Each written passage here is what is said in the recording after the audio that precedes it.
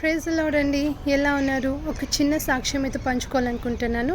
నిన్న ఆదివారం కాబట్టి చర్చ్‌కి వెళ్దామని రెడీ అయ్యి ఓలా బుక్ చేశాను. కానీ రావట్లేదని ఫోన్ చేసి విసుక్కున్నాను. తర్వాతకి ఇక ఎండలోనే ఇక నడవడం మొదలుపెట్టాను. చర్చ్‌కి ఎలాగన్నా వెళ్ళి ప్రభు భోజనం తీసుకోవాలనేసి. అయితే ఇక ఒక వాయిస్ నాలో వస్తుందనమాట. చర్చ్‌కి వెళ్ళడం అవసరమా? ఇంత ఎండలో వెళ్ళేసి పడుకో అని. కానీ నేను చాలా రోజుల నుంచి ప్రిపేర్ అవుతున్నాను. ఎలాగైనా నేను చర్చ్‌కి వెళ్ళి ప్రభు భోజనం తీసుకోవాలని.